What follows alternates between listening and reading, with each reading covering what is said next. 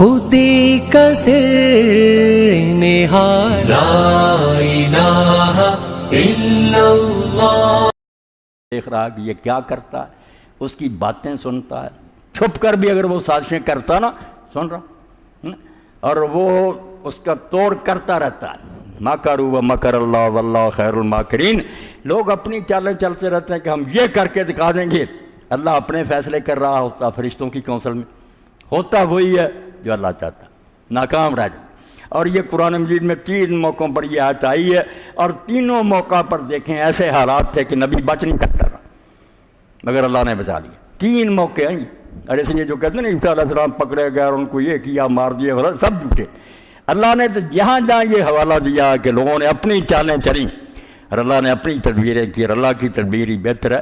ایک حضرت صالح علیہ السلام کا بتایا کہ 9 بدماش شہر کے اکٹھے ہوئے جنہوں نے قسمیں کھائیں کہ آج رات صالح کو قتل کر دو، اور صبح جب گاؤں کا اکٹھ ہوگا لوگ جمع ہوں گے، کس نے یار مارا ہے پتہ کرو، ہم قسمیں کھا دیں گے کہ ہمیں کوئی علم نہیں، ہم تو یہاں تھے ہی نہیں، ہم شہر میں تھے ہی نہیں۔ یہ سازش بنائی کہ قتل کر دے اور صبح قسمیں اٹھا دیں گے کہ ہم یہاں نہیں تھے۔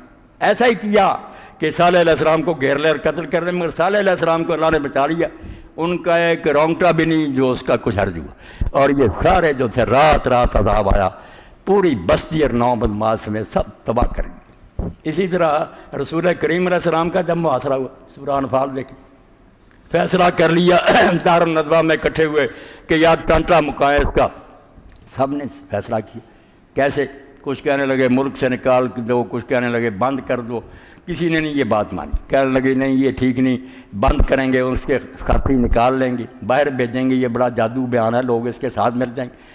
آخر یہ فیصلہ ہوا کہ رات اس کا گھر گھیر لیں اور ہر قبیلے میں سے ایک ایک نوجوان لیں، وہ سارے اکٹھے تلواریں ماریں، تاکہ صبح کو اگر جھگڑا بھی ہو اور یہ ہاشمی کہیں کہ خون کا بدلہ لینا کس سے لیں گے، ہر قبیلے کا ایک جوان شریک ہوگا، اتنی دنیا سے جنگ نہیں کر سکتے، اگر اونٹ لینا چاہیں گے دے دیں گے، دیت کی کوئی بات نہیں، قصاص نہیں لے سکیں۔ یہ سازش کر لی، اور جبریل امین نے رسول کریم علیہ السلام کو اطلاع دے دی کہ اللہ کی طرف سے بھی فیصلہ ہو چکا کہ مکہ چھوڑیں، اب ان کی تباہی آ گئی۔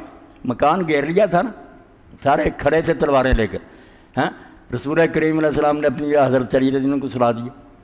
اب وہ ساری رات منتظر رہے کہ آپ اٹھیں، کیونکہ اللہ نے سبب بنایا، ابو لہب بھی ساتھ تھا چچا حضور کا، اس نے کہا گھر نہ گھسنا، اگر کسی اور کو نقصان پہنچا یا کسی بچی کو آپ کا ہاتھ لگا پھر میں آپ کا دشمن ہوں گا، ہماری دشمنی ہو جائے گی۔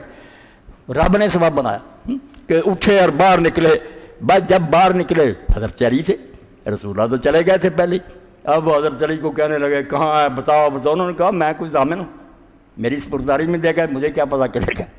ادھر ادھر بھاگنا شروع کیا۔ وہاں بھی یہی بات ہوئی کہ گھر گھیرا ہوا ہے، نبی نکل گئے، کچھ نہیں بگاڑ کوئی، خود ذلیل و رسوا ہوئے۔ اور یہی عیسیٰ علیہ السلام کے ساتھ ہوا کہ کوشش کی کہ ان کو گرفتار کریں، پھانسی پر لٹکا دیں، اللہ نے انہیں اٹھا لیا، یہ سارے جو منہ دیکھتے رہ گئے۔ یعنی 3 نبیوں کے بارے میں یہ بات آتی ہے، تینوں کو قتل کرنے کی اسکیمیں بنائیں، فیل ہوئے، کچھ نہیں اپنے ارادے میں کامیاب ہوئے، ہوا وہی جو اللہ چاہتا تھا، اس نے اپنے پیغمبر کی حفاظت کی، وہ صحیح سلامت نکل گئے۔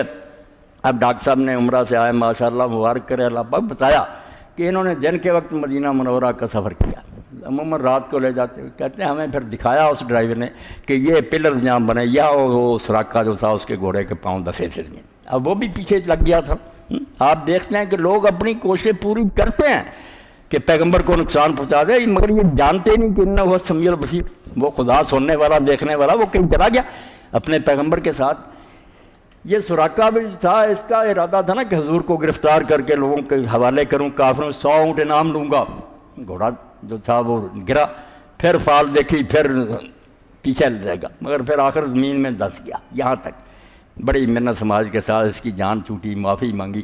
تو مقصد یہ ہے کہ اللہ فرماتا ہے کہ تم یہ صرف نہ سمجھو کہ کہانی ہے کوئی، یہ معراج کا واقعہ ہے کہ ایسا موڑ تھا جب اللہ نے اعلان کر دیا کہ اب یہ متولی جو ہے نا بیت اللہ کے بھی اور مسجد اقصیٰ کے نائب قرار دیے گئے، اب یہ دونوں مسجد حضور کی اور آپ کی امت کی ہوں گی، اور یہاں وہ جھنڈا لہرائے گا جو اللہ کو پیارا ہے، اسلام غالب آئے گا۔ تو انشاءاللہ اللہ سننے والا دیکھنے والا وہی کرے گا جو صحیح ہے اور بالکل حکمت کے مطابق ہے۔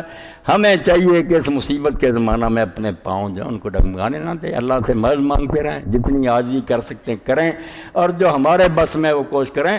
مدد اللہ کی طرف سے یقین آتی رہی اور آئے گی۔ وآخر دعوانا الحمدللہ رب العالمین وصلی اللہ تعالی علی خیر خلق محمد وآلہ وصحبہ اجمعین۔ سبحان ربك رب العزة عما يصفون وسلام على المرسلين والحمد لله رب العالمين وصلى الله على سيدنا محمد وعلى آله